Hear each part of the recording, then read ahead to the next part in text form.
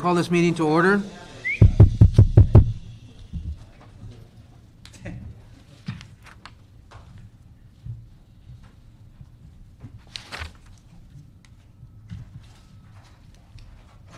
Okay, item number one.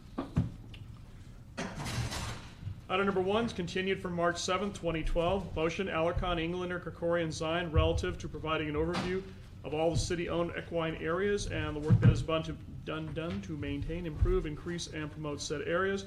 Reporting on the progress of policies adopted in the 2001 General Plan Conservation element and details in regard to the equine areas in the city, and reporting with recommendations on how the city can better promote the city's horse trails and equine areas through online and offline publicity and promotion.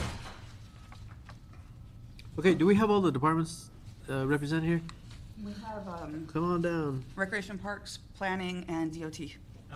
And Animal Services. Animal Services, okay. DOT's here? Yep. Yeah, come on forward. Oops. And that's what happens when people remove chairs from the room and they're not supposed to. What happened? Oh, somebody stole our chair? Are they all connected?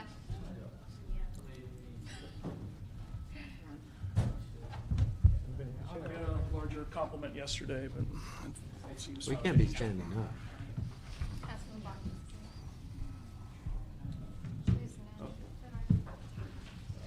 I don't think Mr. Reyes is coming today, so No. you can use that chair.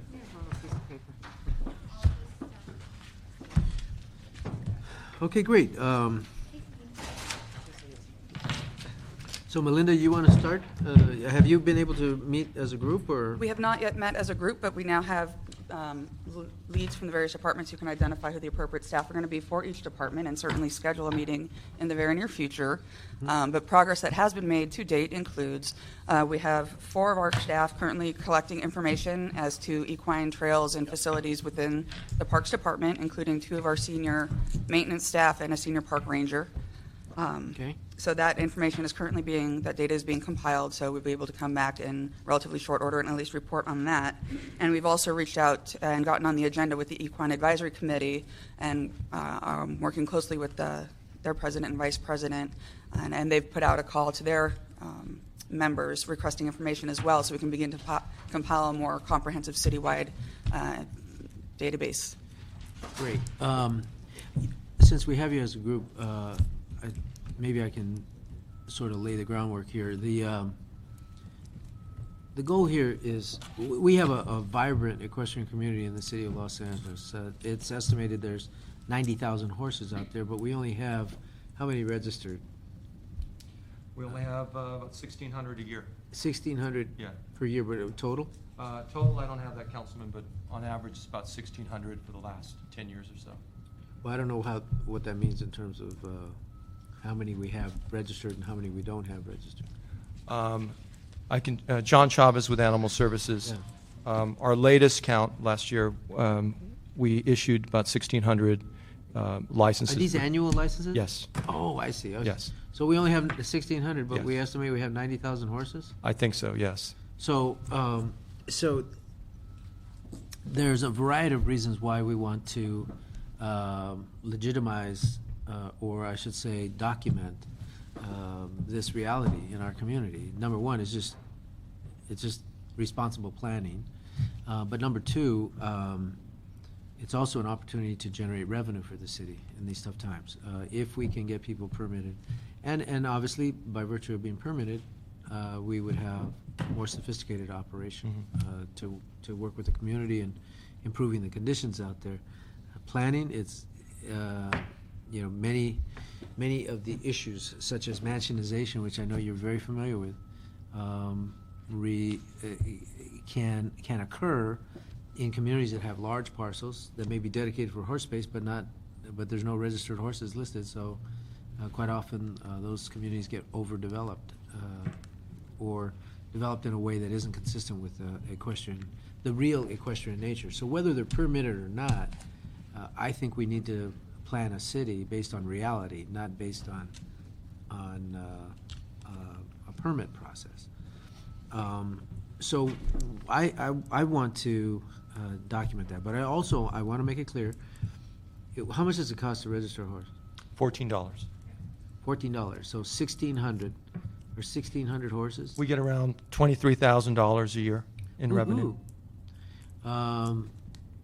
And if there are, even if there were 50,000 horses out there, we could considerably generate more revenue for the city of Los Angeles, and particularly for the Department of Animal Regs, which needs it.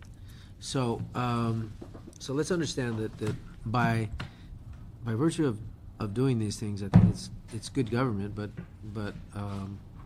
there is an out game to this. I think we're it's not the way we should run a city with regard to the reality of them being there. At some point, I also want to explore the whole issue of livestock and the definition of livestock versus how we've defined horses. There is a difference, and I don't know what it is, but I think the county provides an opportunity for horses to be kept as livestock, and that's a conversation I'd like to know more about. Okay. I think it's good for the county. It's good for the horse owners. So we may be in the same situation. I don't know. Okay, so with that, the specific motion is relative to identifying horse trails. So how do we document that? What systems do you have in place that where horse trails could be identified? I know planning has a number of things, but so why don't we start there? We do. I'm happy to start. Ken Bernstein with the Department of City Planning on behalf of our policy planning team in the department. So the motion calls out the conservation element of the general plan, which the department That's is. why you're here. That's why I'm here in part, and we are implementing the policies of the conservation element through our land use element of the general plan, which are our 35 community plans. So collectively, those 35 community plans represent the land use element of our general plan. And for those communities that do have a large equestrian community, equestrian population, we have been incorporating additional policies to retain existing equine keeping districts and to add trail maps in each of those community plans that refine the trail locations and implement those community plan by community plans. So, for example, currently, as I think you know, we're in the process of updating the Sylmar. We have a Sylmar new community plan as well as Granada Hills. We hope to get to many of the other communities. We had to, due to budget restrictions, put a hold on continued work in the Sunland Tahunga. All of Granada Hills? It's the entire Granada Hills community, correct, which does have certainly equine keeping districts, as does Sylmar. Sunland Tahunga is the other community where we had... Tahunga Shadow Hills. Right, where that work had begun, unfortunately, was put on hold due to budgetary issues. We're hoping to be able to resume that work over the next year or two. So we have a number of community plans as well that have not been updated as recently, including Chatsworth, Porter Ranch, Northridge Community Plan, Sun Valley, and some of the South Valley communities as well that are affected. Certainly our hope would be to continue to implement these policies and provisions in our conservation element through a robust community plan program, to the extent that we're able to continue having budgetary allocations and staffing to pursue that, and we're happy to participate in this task force to discuss these policies. Notwithstanding the community plan process, isn't there a way to identify the horse trails without a community plan? Well, I think many of them have been updated, but in terms of actually creating maps that reflect the reality that these are on the ground, and adopting design guidelines that are particular to each community in terms of trail design, horse keeping lot design. Really, the way to do that is through the community plan. That is the appropriate provision to provide those types of maps and guidelines. I'm not asking for guidelines. I just want maps. I just want to know where they are. Where are they riding right now? I mean, they're out there riding. I'm just saying, why can't we put that on a map? Right. So Why do we have to go through a whole community plan process to do a map? So The community plan process is essentially a land use process. correct.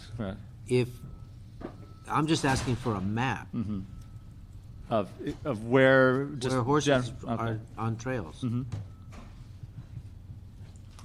Does anybody have a map like that?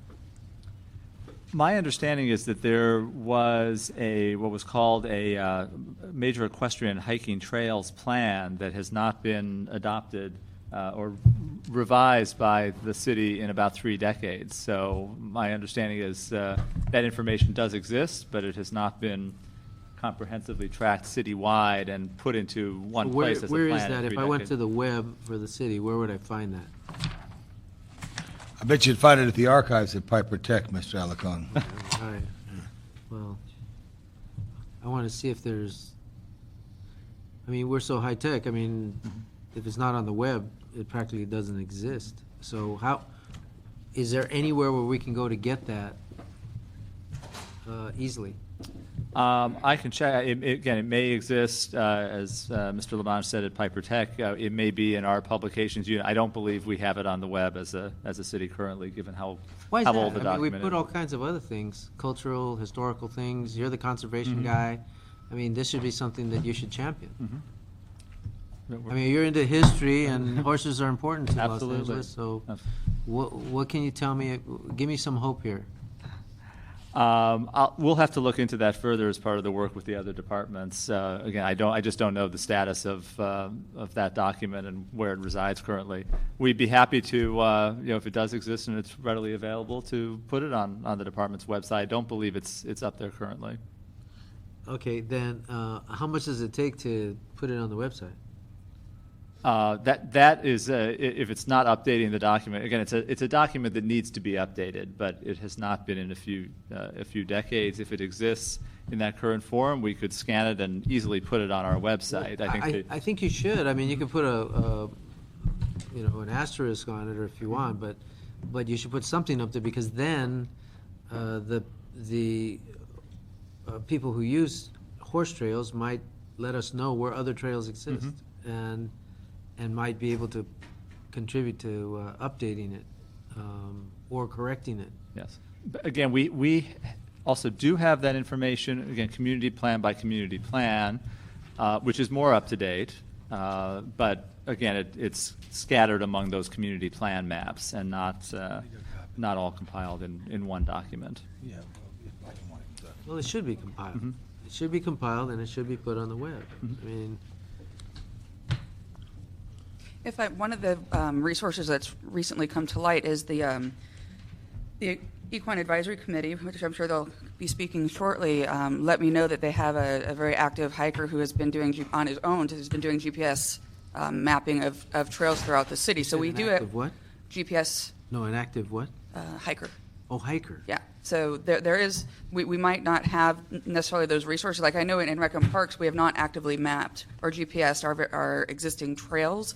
We know the parks that contain them, and that's the information that's going to be the easiest thing to find. But in terms of being able to map them within the park, we don't have the data there.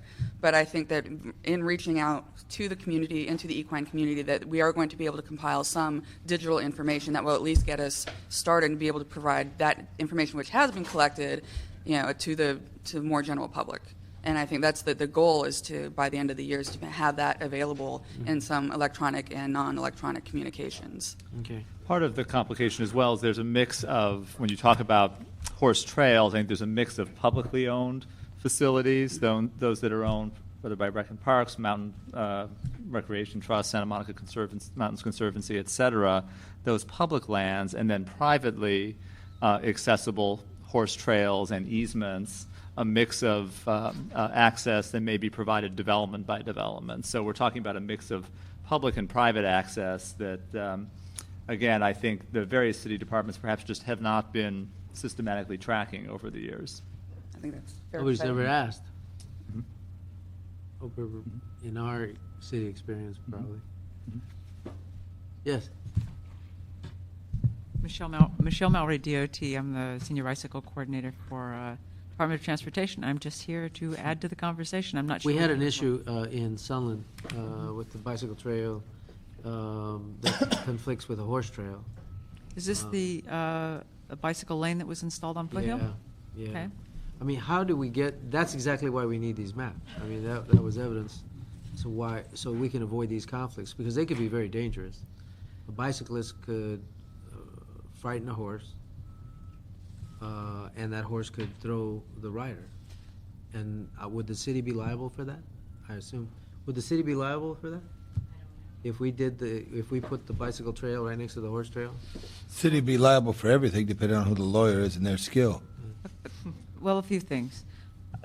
As with regard to the bicycle lane on Foothill, Foothill was included in the bicycle plan. It was a project that we implemented at the request of the council office.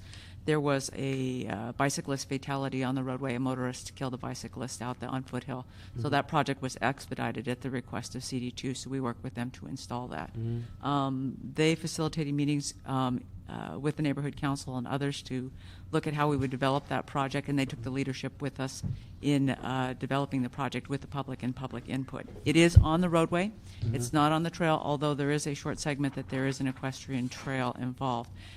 With regard to state law, and again, I'm not an attorney, but I'm going to throw this out here. The state of California has a statute of hazardous activities, mountain bicycling, hang gliding, parachuting, and equestrian activities are included on that, and it's essentially, as a active participant in one of those activities, you're supposed to carry your own liability on that. Not that doesn't preclude us being sued. We're sued for any time somebody stubs a toe out there, but that's generally the way state of California works. Notwithstanding that, I don't like to see those kinds of conflicts in the community. I mean, I understand that. Again, How can we we did fix this at that? the request of the council office. well, it's going to be my council district, so I want to know how we're going to fix it. So that's the question. Okay. I'm waiting for an answer. How do we fix it? You know, my expertise is bicycle design. We've installed per the state's guidelines. If we've got an issue out there that we need to address, we should probably meet with the equestrian community. I've worked with you long enough to know that you can calculate issues related to autos versus bicycles, pedestrians versus bicycles. It's the same thing. We've got an issue of horses versus bicycles, and we need to resolve it. So how do we resolve it? Quite honestly, at this juncture, I don't know what the resolution is because I'm not precisely sure what the problem is. But we can talk to, I'm guessing you have somebody that is talking to you about some concerns out there. We can meet with them to find out what those concerns are and figure out how they can be addressed. The concerns that were raised at the last meeting were that police officers will not allow the horses to ride on the bicycle trail where they intersect. And they're citing the horse riders, but they're not citing the bicyclists. That's a conflict, and it's unfair. So LAPD is citing equestrians who are riding in the bike lane. Where they intersect, yes. So my understanding is they're parallel to each other. Are there sections where the equestrian trail disappears and then they're merging into the roadway? And We'll then hear about that. We'll hear about that. Okay, Some of we them need to hear. know a little bit more so we can figure out what the problem is. But it's something we need to address. And I think like we should bicycles. include LAPD. I like bicycles and bikes and horses. Me too. I don't even ride, but, once every 4 or 5 years, but I just think it's right. Yeah. Yeah. Yeah. Actually, in the Northeast San Fernando Valley, people used to ride. In my lifetime, people used to use horses to get to work. I mean, we've had some interesting scenarios. But mostly it's used for recreation. That's why I've asked Recreation and Parks to participate. I did want to mention one thing I thought perhaps you'd be interested to know about that our department is working on. We're hosting next month the American Planning Association National Conference for the first time in Los Angeles since 1986. We have over 5,000 planners from around the country converging on Los Angeles. The conference is based here in downtown LA. As part of that conference, we have been organizing a number of mobile workshops workshops and tours of the city. There will be 100 or more offered. One of the tours that is being offered will be an equestrian tour of the North San Fernando Valley as part of the conference. Yeah, I hope they don't get lost. Well, they'll be guided. There's no maps. How are you We- going to do that? we That's have gonna a be tour route. embarrassing. All these other cowboys in the country are going to say, "Oh, well, where's your maps?" It'd be great to have that. We have a tour route, and it will be focusing on the Sylmar community, and we'll be bringing planners from around the country to Sylmar on horseback in mid-April to see some of our equestrian resources and planning for Honestly, I think that's a horses. very cool event, but it is embarrassing that we're going to give them a tour of something and we don't even have a map. I mean, I'm sure in their jurisdictions they have maps of their equestrian areas, or at least those that would be interested. So what are we going to do? Maybe we can use that as an excuse to do something. So what can we do? How do we expedite this? And I also want to point out that it's the Department of Recreation and Parks. So your jurisdiction isn't just the parks. It's the concept of recreation. Equestrians fall in that category, so the trails don't stop where the park ends. It's wherever the trails go that is in the jurisdiction of recreation and parks, in terms of conceptually what they are supposed to be managing. So I just wanted to clarify that because you said the trails on the parks. No, your responsibility goes far beyond that. And so I need for recreation parks to work with planning to develop these maps. Because I'll be, working with both of you to plan to get these maps done. Okay, so animal regs, tell us, where are the horses? They're mostly in the valley. One thing I should point out, council members, is the money that we do raise on the licensing. $28,000. Yeah, not much, but it does go to that goes directly to Rec and Parks, and it goes to maintain the trails. So you're making buco bucks off the horses, but we're getting Let's say little buku. for it. Right. We've had that. So tell Muckree if we can increase the registration to 10,000 horses, that we can generate like, how much is that? Times 14. $140,000, and he can pay 2 staff assistants to manage this program. We'd like some of that money none of the money stays in animal services, so that's something that we'd like to have the committee consider as well. Oh, yeah, when we grow it, you want your share. At 28,000, you don't Not care, really. you just let them have it. So, I'll be happy to divvy it up. But the most important thing to me is that we document where these horses are. Okay. Because there are so many issues, and particularly animal regs should be interested in this. There are so many issues that are related to management of horses. And so I really think we need to get our arms around this. I am contemplating introducing a motion to reduce the fee by half, so that we can get more horses registered. But I think if we triple the number of horses that are registered, we'll generate more than $28,000. So we actually increase revenue by reducing the rate, and I think it'll help. So, but if we quadruple, and I don't know what goes after that, but if we multiply, many times the number, we could actually generate enough money to cover our staff costs. Because I don't think it's that much. I think we're talking 1 staff person per department or something. So that's where I'm going with this, and I really would appreciate. Actually, the DOT sent you here. Actually, your staff contacted us and asked that DOT send a representative, so I'm here. So my staff contacted DOT and they sent the bicycle person. Here I am. I got tagged with the duty. So, we don't do horses. We do cars and bikes and peds, but we don't do horses as a department. I'm the closest thing. But horses have to cross streets, and you do crossings, and I think in the area of Sylmar and the East San Fernando Valley, there's special allowances.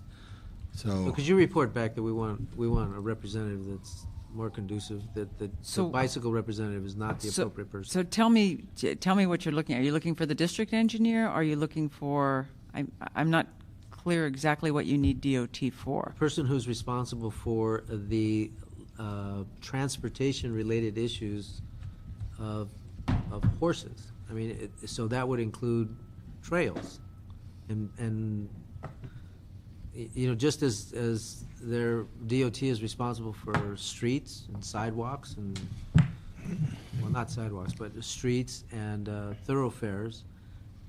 Horses have thoroughfares, and they should be responsible for that. I mean, horses are a form of transportation. But you're not the right person. I know I'm not the right person. I'm clear let me about that. clarify. I'm glad you're here just for the issue of that one thing, but we can On work. Foothill. We Yeah, can we'll- work with you on that. Okay. But My guessing, based on the comments Councilmember Labange just made, the crossings, that makes a lot of sense to us, and it's probably the district engineer. They would have the most specific information to the area, because I'm guessing, as was stated earlier, the preponderance of the equestrians are in the valley area, and the district engineer could address how they're dealing with the crossings and whatnot in those areas. So I will run this up and across to the district engineer and up the flagpole so we get the right person here for you. And we should work directly with Melinda?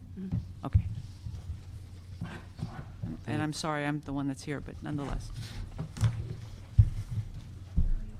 okay, so can I say something, Richard? you just did. No, I didn't. Oh, go ahead. First of all, what you got to do is initiate. This is the mapping. This is every trail in Griffith Park. We paid an outside contractor, Cartifact, to design the park. The Los Angeles Park System, which is budget challenged, had a Griffith Park map with dots on the back of a Xerox copy, a piece of paper. So we initiated it to give Griffith Park the first official, not only on the backside of it, says where everything is. The office of the 4th District paid for it. I think I put the mayor's, I put the mayor's name, not his picture on the back. So, and John Muckery's name, even though they weren't pictured there. I would suggest to you, it's a great initiative. Cartifact is a tremendous map maker. They do the maps for Downtown News and other entities. They did all the maps for the CRA. That would be a great place to start, and they have technical skills. And I would even second a motion if you wanted to take some of the $28,000 to pay for it, because I think that would be helpful. And I think you have to look at it regionally, whether it's East Valley or West Valley, whether it's in the Santa Monica Mountains or in the North Atwater Village area of the city is how you look at it. So that would be a solution to your Can I need. ask you it says trails, but it doesn't say horse trails. They're trails, though. Horses could ride on those trails. On those trails, if it's marked, it's good enough for horses. Because horses are people, too. Right. That's your copy. Thank you. Yeah, good. And the other thing, too, I would be, I know the money that the recreational parks has used has gone to the bridle path for that, has gone to use. It hasn't gone to overhead, other than right directly to horse issues. I think we should work with the advisory group to give us some advice on how much you think people, because there have been people in this economic time, had to abandon horses, had to abandon their love for equestrian activities because of the challenge. And also, if you really wanted another seat that's missing here, I'd contact the Bureau of Sanitation, because they should know where every trash can is in the city, and every trash can that is a brown trash can is a trash can for a horse. And they may have that number, and then you could pile the data that way. Yeah. You compile the data, right. Is that what you're calling it these days? No, compile the data, not pile the data. What are you thinking, Mr. You say Alec? sanitation, you say compile, I get it. Okay, let me bring up some of the representatives of our various. Thank all of you. Equestrian. Oh, and last thing I did want to make for Mr. Bernstein, this is a question. In either 1966 or 1972, there was a facilities map for every police station, fire station, horse trail, lake, anything under the sun that was in Los Angeles. That is over 40 years old. So I would caution, you may be putting on something on the web that may be incomplete. It could be at a historical archive, but not. And Mason Dooley was the map maker, engineer on the 6th floor, since retired. But it may be over at Piper Tech or in one of my boxes in my field offices that I can't put my finger on. Okay, let me have the public, why don't I bring all of you up at the same time? George, Chatang? What's that? George Chatney. Oh, I'm sorry. I don't see it, but what'd you say? Chautauqua, but we pronounce it Chatney. Oh, Chautauqua. Oh, yeah, that, I see. Chautauqua, okay, yeah, Chatney. Okay, Lynn Brown, Dale Gibson, and Larry Watts. Okay, so we'll go in that order. George.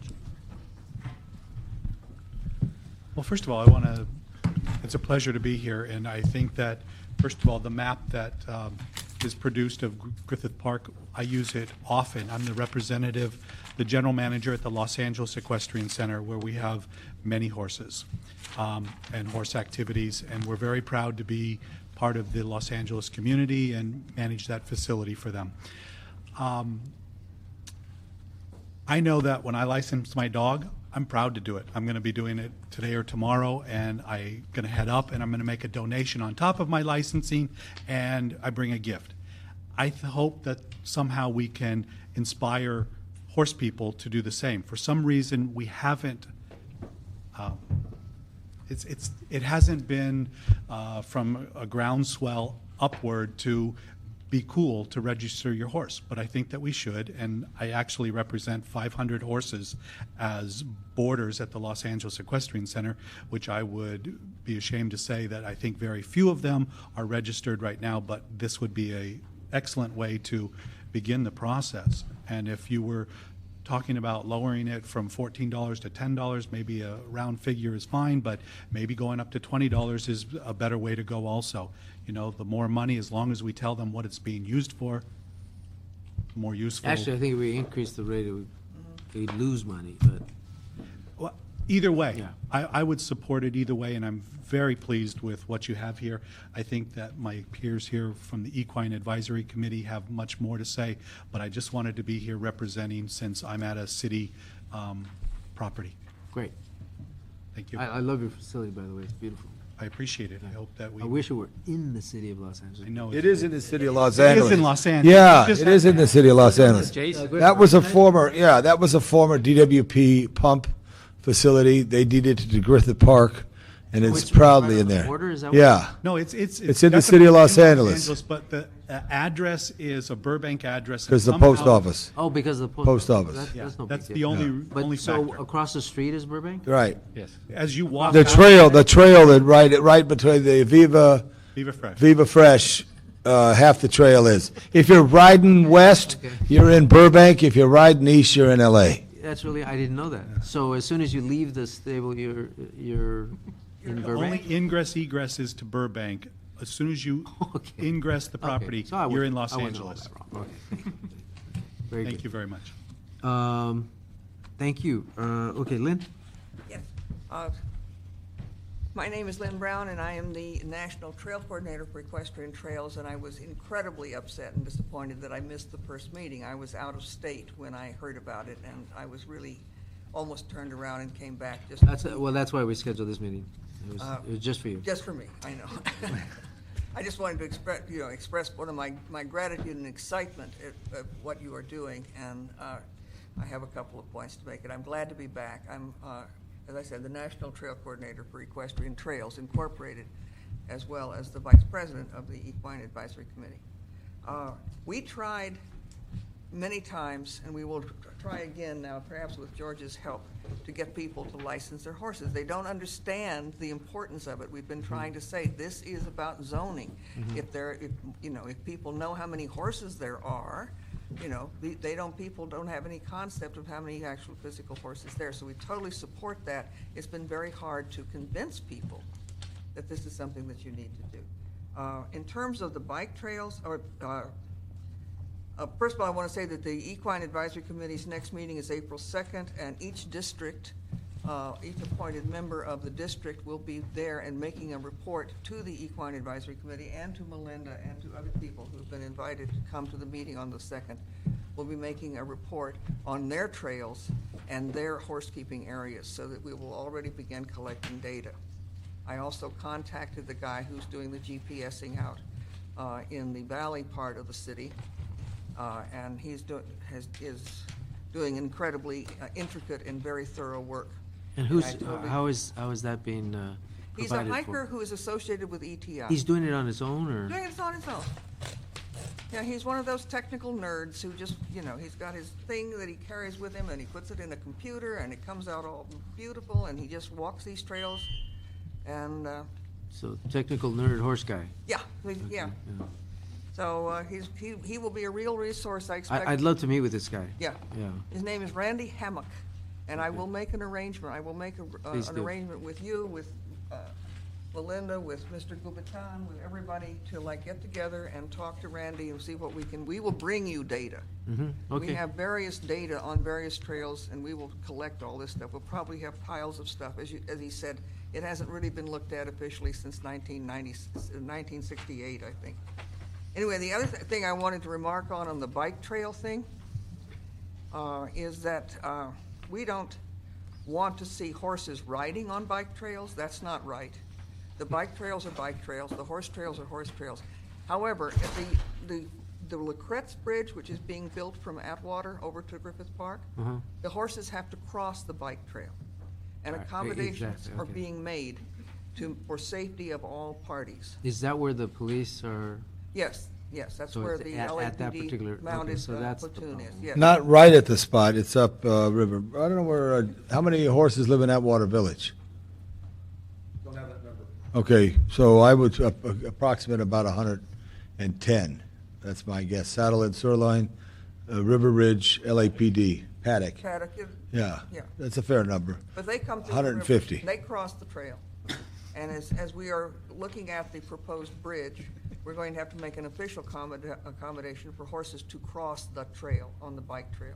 And there will have to be something to do to alert the bicyclists to the fact that horses are crossing. But we don't expect to ride on the bike trail, and on the foothill trail, the same thing. We should not be riding. So is there a law that prohibits horses from, or for people riding the horses on bike trails?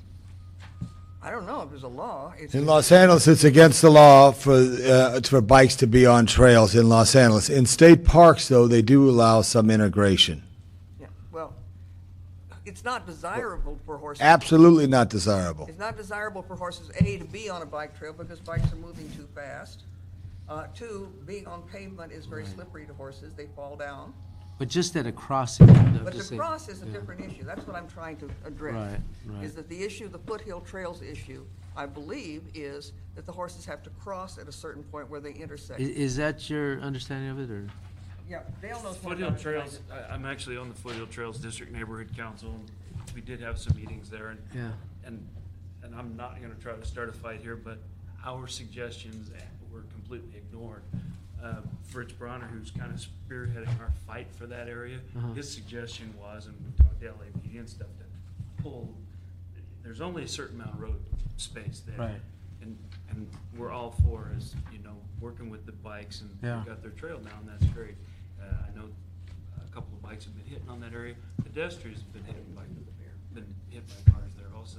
Our suggestion was to maybe make it back down to 2 lanes and put a separate but equal equestrian trail. The road? down there.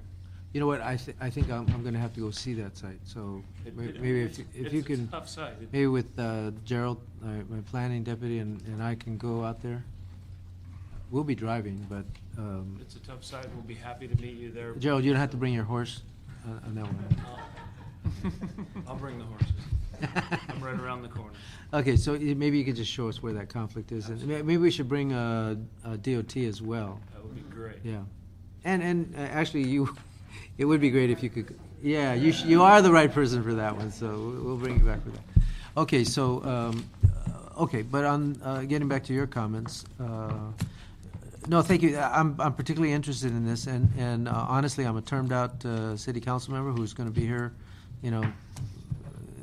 hopefully less than a year, but maybe a year, and that's not a lot of time to work on this stuff, but we can set the tone by getting things in progress, okay? And that's my goal. So we absolutely need your help, and if you have a guy who's already mapping out this stuff, then we can work with planning. Ken, you are the right guy for this. I oversee the division. I think our North Valley staff will be assisting and working with the Okay, so if you could get us the direct contact who's going to be responsible for this. But I actually do think it's very consistent with your whole conservation and historical protection desires. I want to talk to you about the rock houses in the Northeast Valley as soon as I take over that area.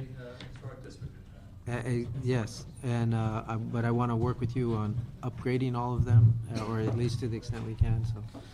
So you and I need to meet on that. But I believe this horse issue is it's a recognition of our history, but they're here now. So we want people to appreciate that part of Los Angeles history. Okay, Lynn? I just wanted to remark that the map that Tom did make before that, the map was horrible, and this was the best map that I've ever seen, the most coherent and the most realistic map that's ever been done in Griffith Park. So Cool. I totally, it was a huge improvement. But no, Great. I'm just saying that I think that it's a matter of horses having to cross over the bike path, just like the Libret's Bridge. Well, it might take a little motion just to. Well, they could identify money, and whether it's the Lopez Canyon or something, wasn't that expensive. I'm just saying. Don't be spending my money. No, it's your area of the city, and the reason why I say that, No, but you could the get it one done now is faster. not this one. I understand that, you could get it done faster, probably to try to expedite that, and, anyway, I'll help you whatever I can. And also, I believe that I can provide, through the EAC, the Equine Advisory Committee, and other sources, I think I can provide a substantial amount of information on trails. Absolutely, To look at. absolutely. And given the recommendations of the city council for redistricting, there's a whole area that I have not represented for a while, and I need to get accustomed to. So I need to work with all of you on understanding those There are areas. two business people that I wanted to bring to you today Yeah. who were not able to come for business reasons. One is Scott Perez, who is the mayor's appointee to the EAC, and he's also a very, very competent businessman and horseman in the whole area, all over the areas. He's got a number of rental stables and feed stores. I've heard of him, yeah. Yeah, and business like that. And then Melanie Cotto is also a member of the Equine Advisory Committee, and she has bought some large horse barns and rental stables up in Lakeview Terrace, right there off Lakeview Terrace. Osborne. Otis's property? It used to be Osborne Stables, now it's Monteverde. And he also has Okay. the Polo Club. She bought the Polo Yes. Club Oh, as she well. did? Wow. Yeah, and upgraded it incredibly. Yeah, it's beautiful Done place. beautiful work, Yeah. beautiful work, but I'm actually looking forward to working. I was hoping. Is that in the city of Los Angeles, Yeah. the Polo? Okay, Yeah. it's right on the This edge. is all Polo Club, and these are both Hispanic business people. Yeah, I didn't realize that. Are members of our committee. Cool. Okay, Dale? Yes, sir. I just want to echo on a couple of things I've already said. One of the questions, comments, as long as we're talking about issues, the DART program. Nobody wants to talk about the DART program, but for us equestrians, it's a huge issue. I know our Foothill District Neighborhood Council donated a lot of equipment to the DART program, so some of this money somehow, and the DART is the large animal and Rescue team. the rescue team.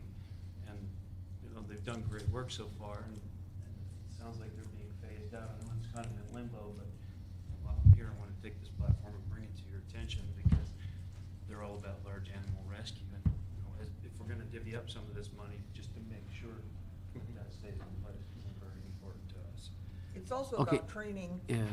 volunteers to be able to take horse trailers in a disaster, to be qualified Right. to cross fire Right, lines, to right, be able right, to go right. up and rescue. And that was also part of the We've function of worked the with- DART team.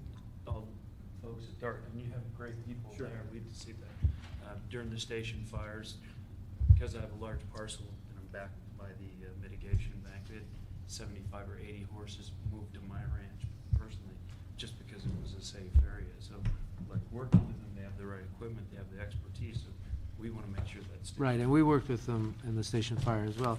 Marissa, if we could, I need to be briefed on the DART program. Okay. Can I have a say it? Absolutely, absolutely. Oh. This isn't really public comment. Okay. I think these people are as part of our family as, DART's not being phased out.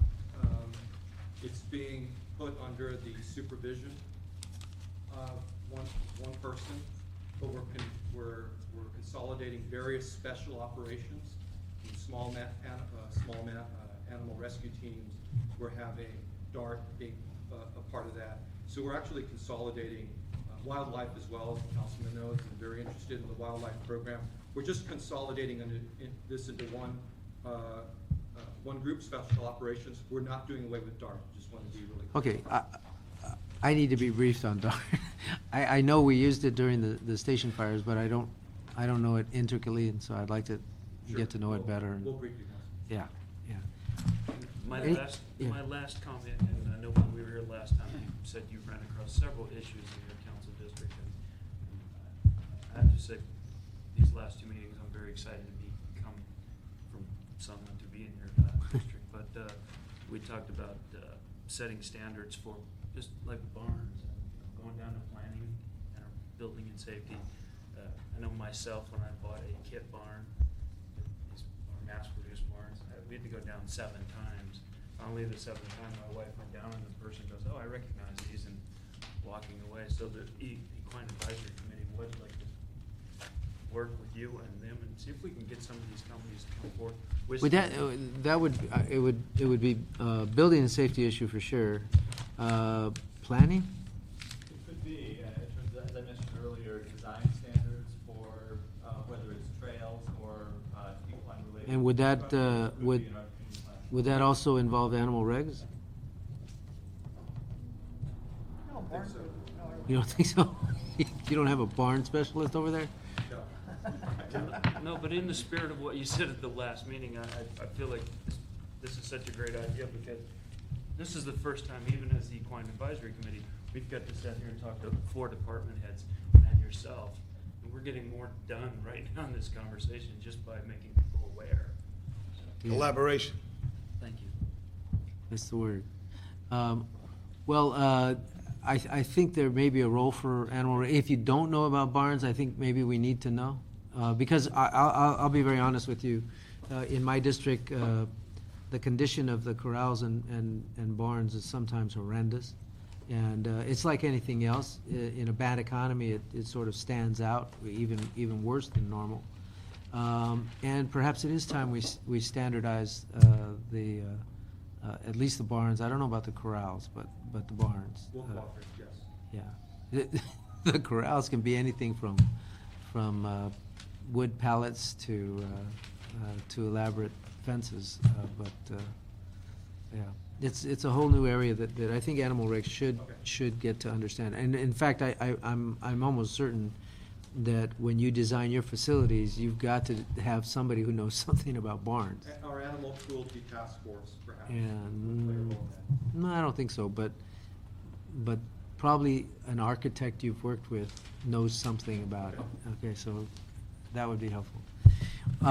So Marissa, maybe we can just set up a meeting where we talk about barns. I find that interesting, but if I'll never forget when I complained about roosters one time that were in my the guy that lived behind us. He had about like 90 roosters tied to stakes. And I went out there and I said, this can't. Well, my neighbor pulled me in and said, look at what's behind my house, and they were fighting cocks, and it was obviously an illegal operation. So I sent building and safety out there, and they built these little condos. They built like 90 little condos for these things, and they said, well, that makes it legal. Didn't solve the problem, but it made it legal. So I think that's why I say I really need animal regs to go in there. It's not just the structure and the protection for the animal. It's the culture. What is going on? What are we trying to accomplish with our equestrian community, and what kinds of conditions should exist for them? So That, if I can make the last part of my comment, what you're saying with licensing, Larry and Mr. George Shadden said also, to get equestrians, we've been on our own for so long. Just talking to the horse community, which I do get to talk to a lot, since the bicycle advisory, the whole bicycle plan, equestrians are now like, well, we're getting stuff done, we're getting noticed. This motion is flying around the internet and our area, and everybody's very excited. I'm sure you've been getting emails right and left. These are the reasons, well. I'm not on the web very much, but they're my posted. staff is. My point is that these are the kind of things that'll get the equestrians to license our horses, now that we know that the city's Okay, warning us, okay. whatever, so. I agree. I think you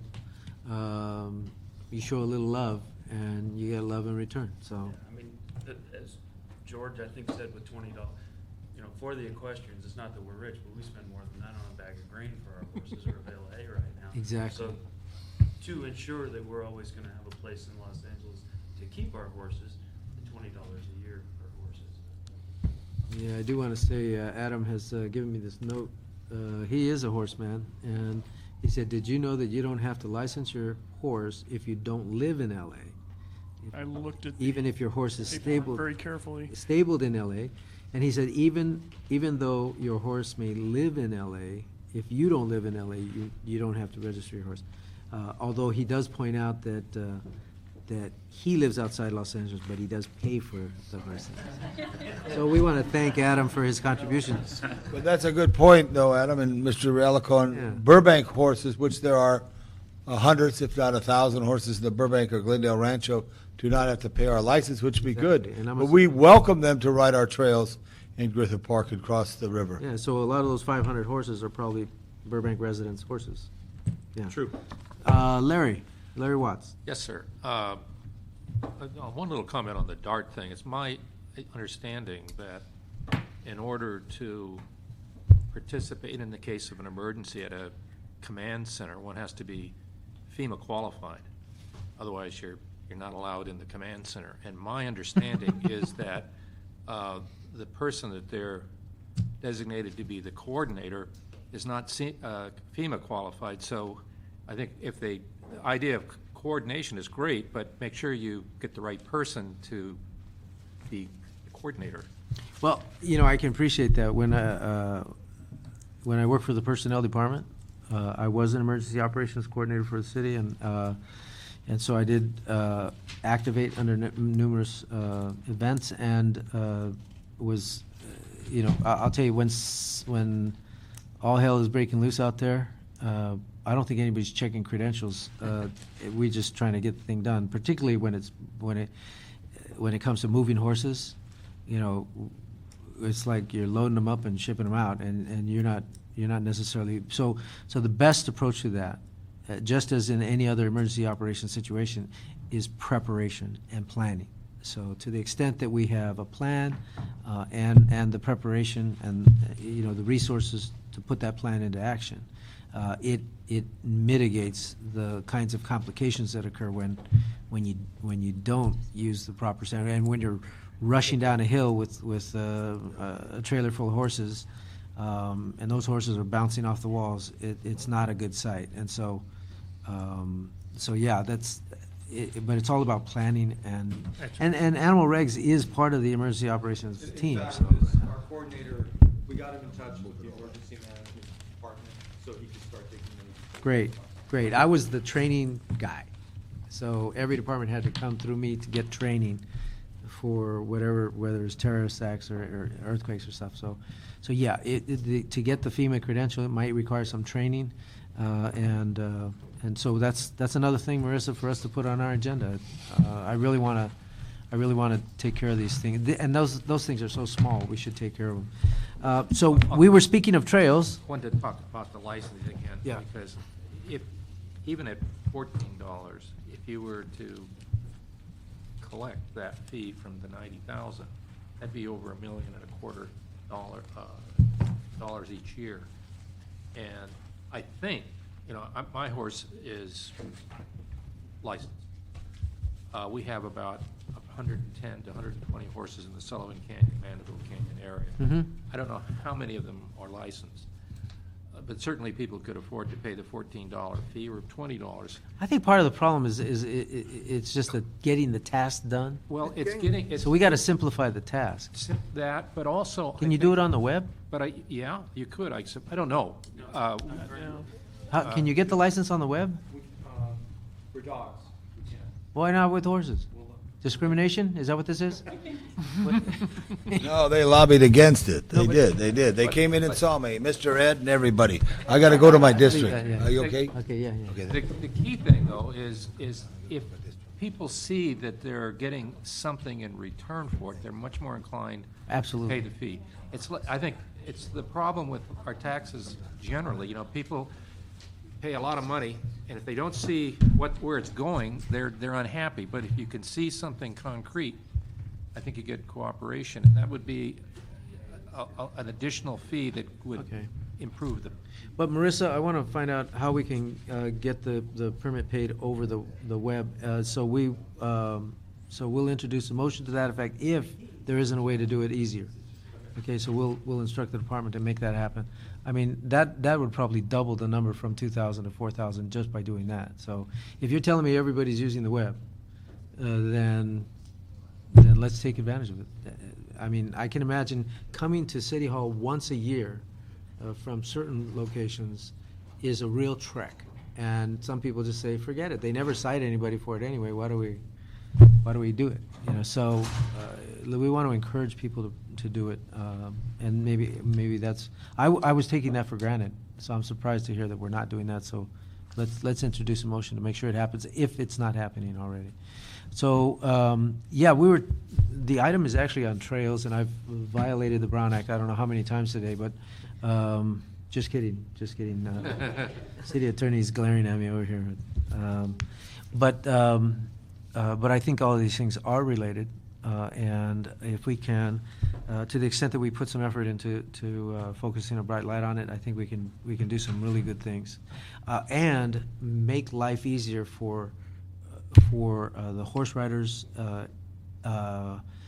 who quite often run counter to the, or I should say the people who intersect with horses in the communities don't necessarily understand what the rights and responsibilities are related to that. And so we have a lot of work to do, but these to me don't seem to be very costly and humongous fixes. And I think we can get a lot done. One small other thing with respect to DOT.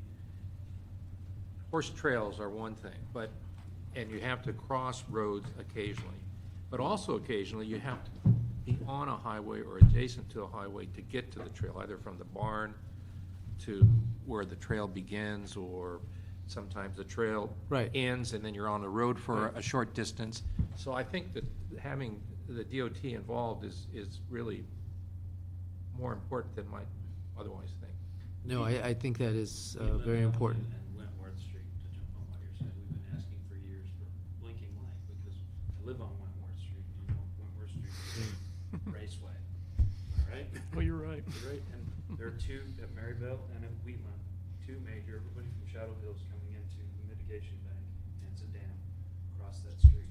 I've seen 3 horses, rider falls off, horse runs home, across the street, hit by a truck. There's nothing like driving on the road and seeing a horse laying in the street with 3 or 4 broken legs, legs broken, and been hit by a truck.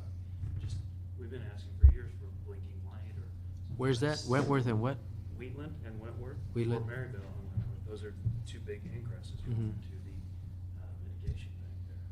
Wheatland is trying to visualize where Wheatland is up there. Wheatland, off of Sunland, it breaks and right straight across the wash from the 210. So it's okay. It's on the downside. Straight across, Okay. it goes right into the main of Shadow Hills and goes over across Wheatland and goes right over across. Yeah. It's on the boulevard. Yeah, the Hanson Dam side is in my district. The other side isn't. It will be. But it will be. So we're happy to work with you on that as well. And you're right about Wentworth. Cars just go way too fast, and particularly when Foothill Division is trying to get to Sunland because they're so spread out. They're moving through there really fast. It's kind of scary. Yeah. Okay. Yes. I just have a point of information that someplace, the horses at the Los Angeles Equestrian Center, many of them, even though we have 500 of them there, I would venture to say that only a quarter of them use the trail. The rest of them spend their life never using a trail. And as we're talking about this, I wanted to bring the trail aspect of it for horses that are in Los Angeles that we would be asking them to register, but they really don't use the trail. So somewhere down the road, there might have to be a carrot to dangle for that.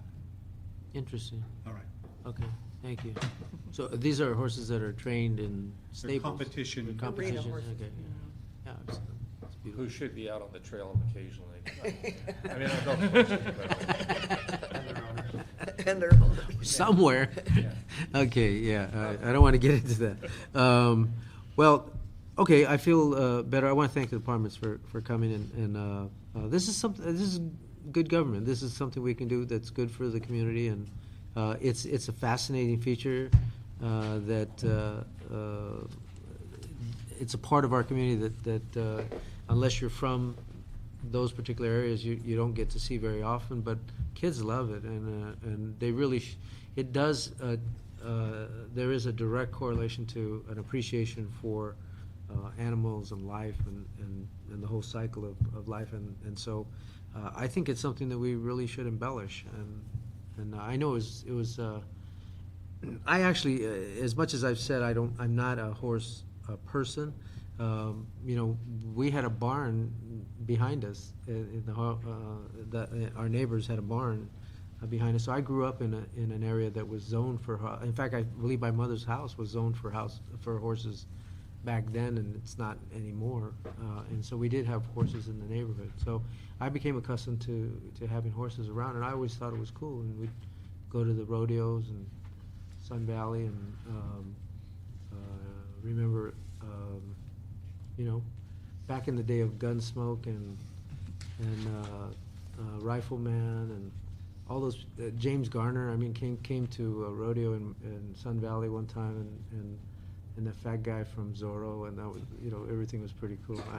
But if I can have those kinds of memories related to horses, I think we can create tremendous memories for our young people by expanding our appropriate use of the equestrian. What the equestrian community provides to us. So I'm on board. Let's make it happen. You moved Dusty's Riders. I can say this now that Tom's left. They've just left Council District 4, and they're actually moving to my ranch. Dusty's Riders is a charity, an equestrian charity that works with the Boys and Girls Clubs of Los Angeles, and do weekend outings up to the ranch. And Dusty is actually the horse that she started the program with. And they're doing programs at the ranch. We'd love to get you guys all to come out and see these kids that are coming from downtown that have never been in dirt before, never touched a horse. I should get my young senators to do a day with horses. That would be great. Yeah. Well, she provides them with rides and pizza. See, we don't even have to pay for lunch. So we'll continue the work. I think the action item before us is to have the departments report back. We'll notify you. In the meantime, we'll be working with you directly to try and get this stuff done. We have a lot of projects on our table to work with the equestrian representation. And in the meantime, there may be a change in the district lines officially, so we'll be certainly wanting to get to know the community a lot better. And this will be one of my priorities going into the community. So Gerald is my planning deputy. Marissa is my staff on general issues related to this committee. So please feel free to give them a call if you have any suggestions. I hope they've documented all of this so that we can. I like to put things in like things to do, and so we have 4 or 5 things, and then we take them one at a time, and we seem to get some things done that way. But with that, again, thank you to the departments for being here. I appreciate it, and I think we can actually do some good for the city on this one. Thank you. Well, thank you. Thank you. So we're going to leave this in the committee, and then we'll bring it back in a month, maybe 2. Okay? Thank you. Item number 2.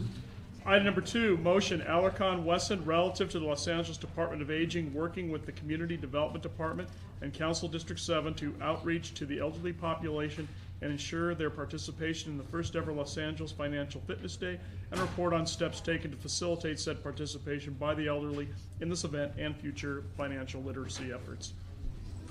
Okay, Abigail, you want to start this? Sure. I apologize. I didn't expect that item to take that long, but as you can see, I'm into horses. Okay, Abigail. Okay, so Abigail Marquez with the City of Los Angeles Community Development Department. So just to give you some background, Councilmember Alarcon, as you know, the City of Los Angeles is a member city of the Cities for Financial Empowerment, which consists of 11 cities that get together approximately every quarter to talk about our city's financial empowerment initiatives. So this project was actually hosted by our colleagues in Seattle last year. okay. They reported on organizing a financial fitness fair, and we thought it was a wonderful event for us to try to replicate and bring to the City of Los Angeles. We looked at Pacoima specifically because we do know that the data supports, unfortunately, that the zip code in Pacoima does have a large number of households that are eligible for the earned income tax credit and are not applying. So this event is a way to culminate the tax season, which is part of the greater EITC campaign work, and also to kick off Financial Literacy Month, which starts in April. Since the initial concept of the event, we've evolved, and it's getting a lot of great momentum. We've been able to bring several partners to participate. So just to give you an overview of what the day will consist of, as you know, it is scheduled for Saturday, March 31st at the Pacoima City Hall. It will be from 9 a.m. to 1 p.m. We will offer free tax preparation services to families by appointment only, and your office has been gracious enough to manage those appointments for us. We will also help families apply for public benefits through our One app, so we'll have that available for families as they're coming in to apply for Medi-Cal, CalFresh, and other public benefits. We will also have one-on-one foreclosure prevention counseling and also debt consolidation counseling. We're partnering with ClearPoint Credit Counseling Services, and they'll have counselors on staff that day to provide the service. Some of the workshops that we will offer include a college savings program workshop, homebuyer orientation and foreclosure prevention, protecting against identity theft and life after foreclosure, along with investment savings, bonds, and others. So we're offering both one-on-one personal financial counseling, and we're also offering workshops, a series of workshops. We have 9 workshops identified for the day.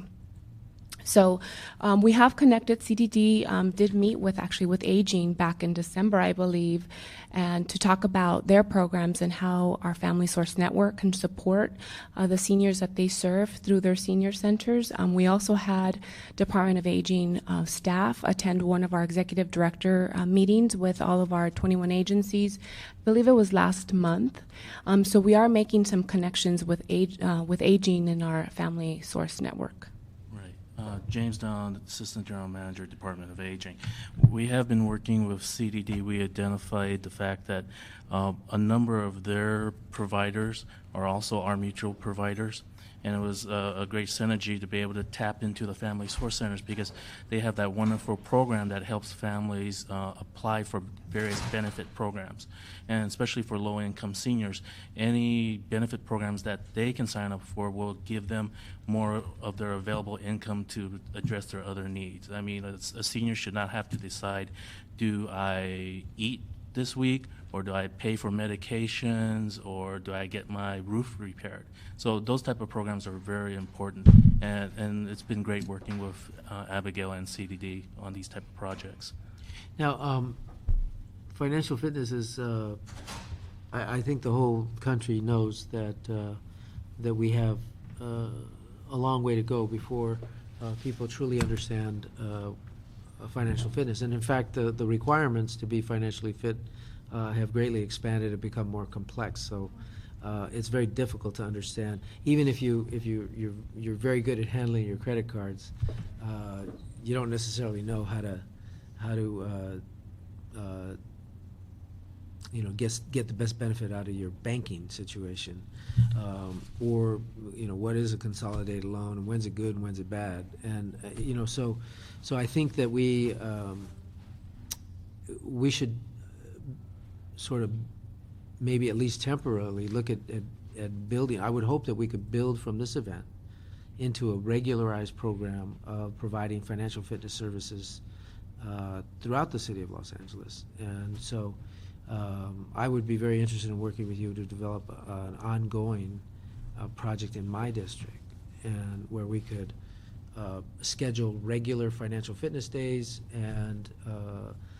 anybody who's interested could schedule, and we'll be happy to schedule them at my office, but that way we can, I think, have greater impact. Oh, we definitely agree, and you know that through our network of agencies, we do provide ongoing financial education, but it's only covering perhaps one of the many topics that families are interested in, like budgeting. Exactly. This, of course, is much more comprehensive, and we're really trying to bring in all of the different partners that can assist families with their various issues related to their finances. So, yes, we're very interested in expanding this project. We are excited about the momentum that it's gained in your district. We're looking forward to it. We think it's going to be a great event. We're hoping to at least serve 200 families on this day. That is our goal. And we've introduced it in a way where we're advertising the free tax services as a way to bring people in and introduce them to other services. Yeah. Honestly, 33 years ago, 34 years ago, I used to teach financial fitness to young ladies at Chicano Service Action Center. And it was, I didn't have to develop the program. I hate to say this, but Bank of America had little pamphlets, and you could pick them up at any branch, and I would just pick one up, and they would fully explain credit, they would fully explain budgeting, they'd fully explain how to buy a car, checking accounts. They had these beautiful, it was a whole, as a former teacher, I just looked at it, I said, oh my God, this is a whole series of lesson plans for what I need to do on my job. So I never had to do any preparation, it was all right there. I just had to go through the various things and come up with a couple of games, and we were cool.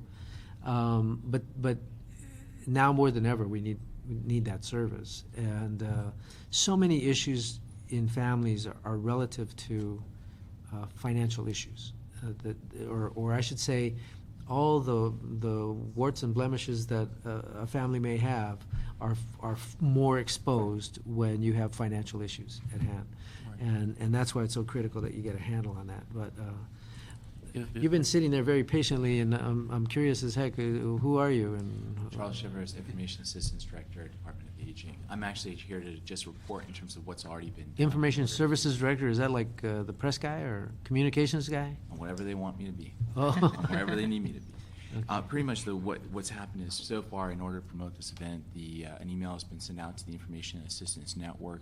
That includes all the directors of the multipurpose senior centers citywide. In addition, there will be an announcement at the Alicia Broadus Duncan Senior Center to promote this event specifically.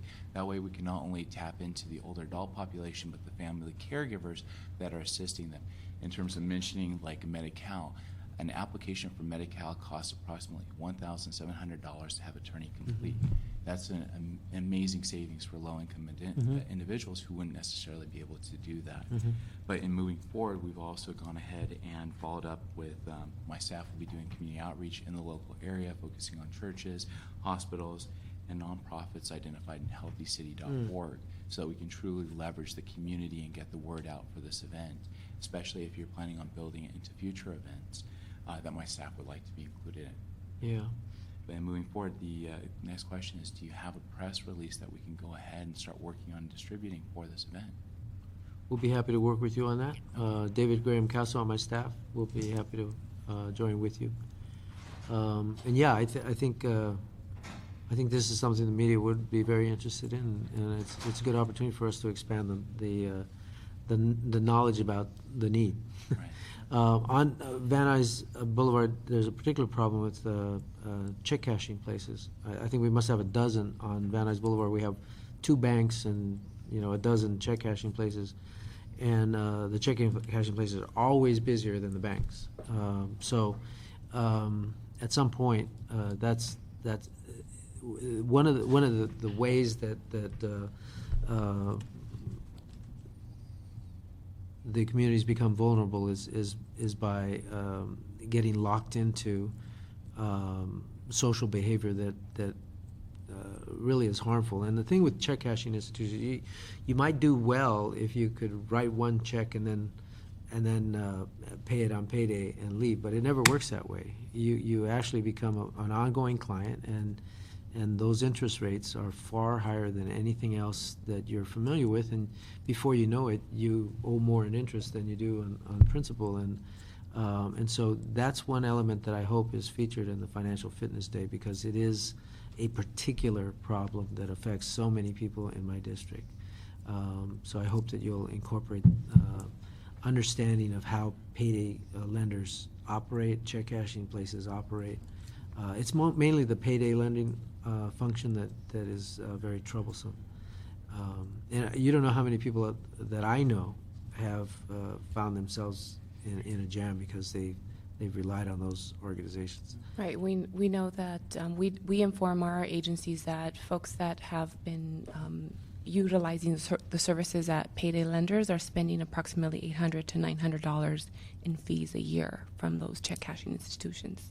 Yeah, I mean, we need more banks out there, but the fact of the matter is the banks are investing in the payday lenders, and they are some of the biggest backers of these lenders to generate the higher interest rates that they can't get in a normal branch operation. So it's a horrendous situation in that regard, but all we're talking about is informing the public on how to use these institutions to their advantage, if at all possible. And what the dangers are of working with some institutions. So do I have to do something here? What do I have to do, Marissa? Approve it? Okay. Actually, one question before you Yes. go forward is that if we could also have space for one of our contract agencies to be present at the event. Absolutely. Mexican American Opportunity Foundation, so they can not only promote things ranging from home secure and the social services available through the multi-purpose senior centers, such as care management, so that if they do find them, older adults find themselves or their families find them in a precarious situation, they can go and seek assistance through the care manager at the multi-purpose senior center. In addition to Now, taking down, let me be clear. MAUF is providing this service, but they're not anywhere near the Northeast San Fernando Valley, so. That's correct, but they can be available and they can relay the information to my staff, who will then follow up. Right. We contract with MAOF as a citywide bilingual service provider. Oh, okay. So they would essentially cover all parts of the city. Okay, great. So thank you. Okay, yeah, this matter is, it's my recommendation we approve this matter and send it forward to council as a committee of one. So thank you very much. That was a very good presentation. I'm looking forward to the event. Item number 3. Item 3, motion Garcetti, Labange, Bosciano, Rosendahl, relative to the Los Angeles Municipal Art Gallery in Barnstable Park, Hollyhock House at Barnstable Park, and the Watts Towers and Watts participating in the 2012 Blue Star Museums Program sponsored by the National Endowment for the Arts and Blue Star Families and related matters. Okay. Good afternoon, Councilman Leslie Thomas from the Department of Cultural Affairs. The Los Angeles Municipal Art Gallery in Barnstable Park, Hollyhock House in Barnstable Park, and the Watts Towers and Watts have been invited to participate in the 2012 Blue Star Museums Program. The Blue Star Museums Program is an initiative of the National Endowment for the Arts in partnership with Blue Star Families, and it's a program that offers free admission to museums for all active duty military personnel and their families from Memorial Day, which is May 28th of this year, through Labor Day, September 3rd, 2012. Acceptance of this invitation means that we will have to waive admission fees for tours for Hollyhock House and the Watts Towers. There is no admission fee as per ordinance for the Municipal Art Gallery. This is a great opportunity for us to honor our men and women in military, bring new visitors to these outstanding Los Angeles sites, and join the more than 1,500 plus museums in all of the 50 states, the District of Columbia, Puerto Rico, American Samoa, that are participating in the program. And we request approval of this motion. Well, you had me at hello, so that matters. That's great, actually, and so I'm looking forward to it. Thank you. Okay, so we'll send that on with my recommendation for approval. Item number 4 was actually intended to be a consent item, so I didn't do that, so I'll send it forward to council with my recommendation as a report from the chair. Very good. So with that, there's nobody here, so unless you want to have a conversation, we can adjourn this meeting. Thank you very much.